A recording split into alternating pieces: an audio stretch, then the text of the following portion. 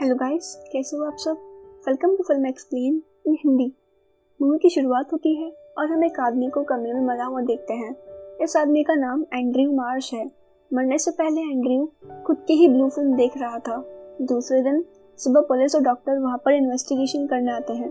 थोड़ी देर बाद lawyer Robert वहाँ आता है। डॉक्टर की जाँच करने के बाद पता चला एंड्रयू की मौत हार्ट अटैक की वजह से हुई थी। जब पुलिस कमरे में इन्वेस्टिगेशन करने जाती है तब टीवी में एंड्रयू की वीडियो रिपीट में चल रही थी। फिर पुलिस ऑफिसर की नज़र बेड पर पड़ती है। तब वो बताते हैं कि हार्ट अटैक के टाइम एंड्रयू के हाथ बेड से बंधे हुए थे और उसको किसी ने जानबूझकर मारा है। जिसके बाद वहाँ पर एंड्रयू की सेक्रेटरी जॉन आती है। वो कहती है कि एंड्रयू को उसी लड़की ने मारा होगा जो उसके साथ सीढ़ी में इंटीमेट हो रही है। उस लड़की का नाम रेबेका है।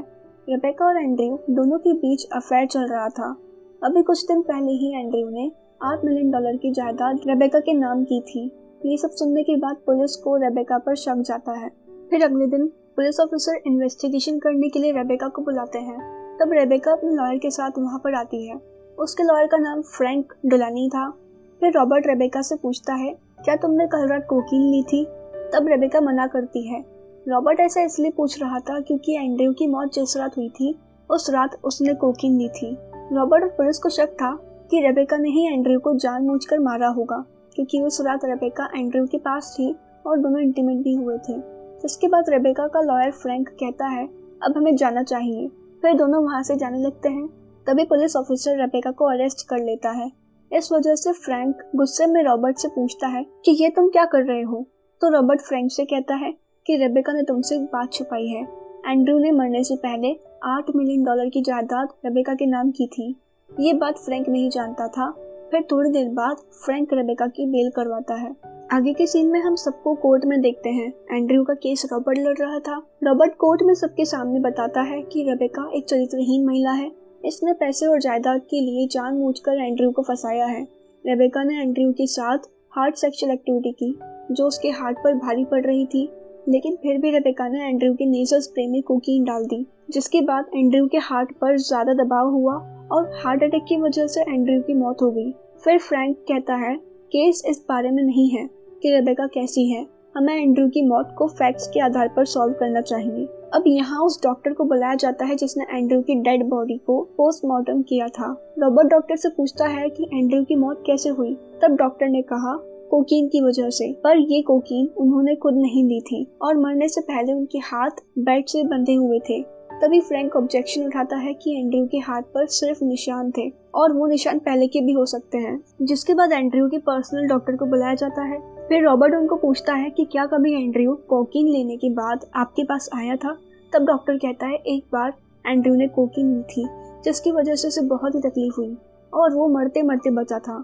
इस पॉइंट को रॉबर्ट पकड़ लेता है और कोर्ट में सबको बताता है कि अगर कोकीन लेने से एंड्रयू को इतनी तकलीफ हुई थी तो वो दोबारा अपनी लाइफ में कभी कोकीन नहीं लेता। किसी ने जानबूझकर एंड्रयू को कोकीन दी है।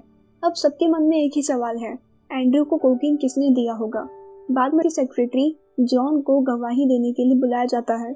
जॉन कोर्ट में दावा करती है कि मैंने एक बार रेबेका को कोकीन लेते हुए देखा था और जब रेबेका एंड्रयू के साथ इंटीमेट होती है तब वो उसके साथ एक गेम खेलती थी। इसी वजह से एंड्रयू के हार्ट पर लोड आता था।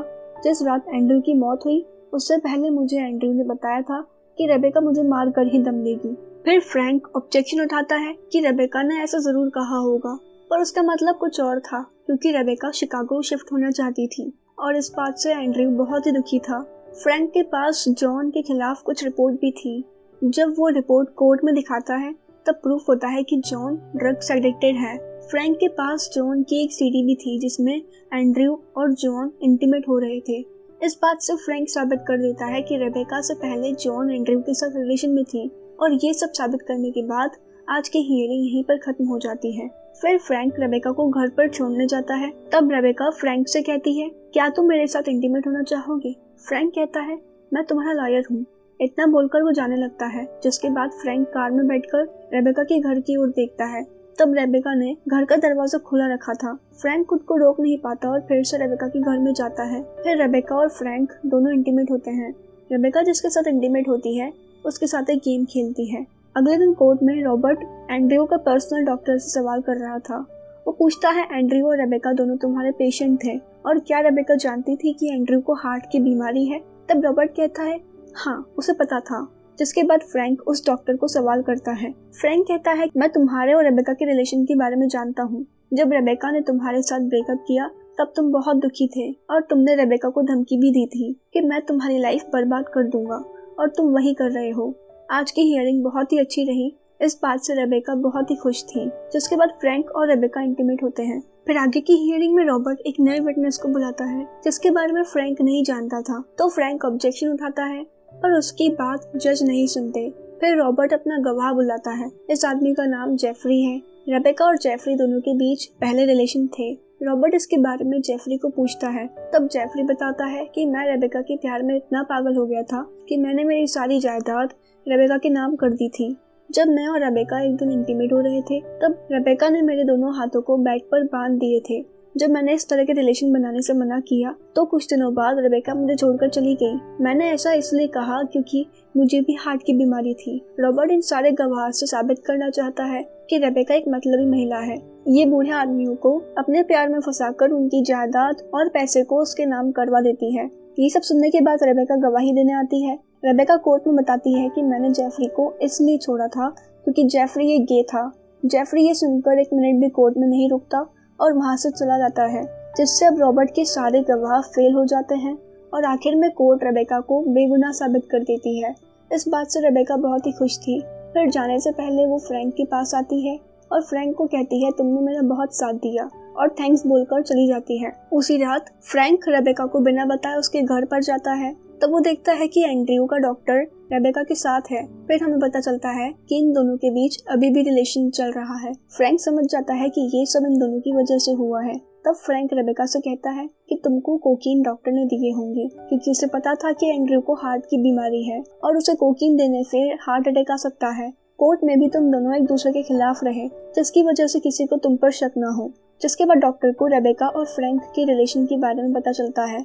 तब डॉक्टर गुस्सा हो जाता है और रेबेका को मारने लगता है। जब फ्रैंक डॉक्टर को रोकने की कोशिश करता है तभी रेबेका ड्रॉवर से गन निकालती है, पर उस गन को डॉक्टर रेबेका से छीन लेता है। फिर डॉक्टर गन को फायर करने ही वाला था कि तभी फ्रैंक वहां आ जाता है और डॉक्टर को धक्का देकर नीचे गिरा देता है। डॉक्टर के नीचे गिरने के बाद फ्रैंक और रेबेका को लगता है कि वो मर गया, पर थोड़ी देर बाद वो फिर से ऊपर आता है और रेबेका को शूट कर देता है। रेबेका को मारने के बाद पुलिस वहां पर आती है और डॉक्टर को गिरफ्तार कर लेती है। जब रेबेका की डेड बॉडी को ले जा रहे थे तब रॉबर्ट भी वहां होता है। रॉबर्ट फ्रैंक से कहता है कि आखिर में जीत तो सच्चाई की होती है, और इस मूवी का अंत यही हो जाता है। इस मूवी का नाम बॉडी ऑफ एविडेंस है जो 1993 में रिलीज हुई थी। बाकी आपको कैसी लगी मूवी हमें कमेंट करके जरूर बताना, और ऐसी ही एक्सप्लेनेशन देखने के लिए इस चैनल को सब्सक्राइब कर देना। बाय।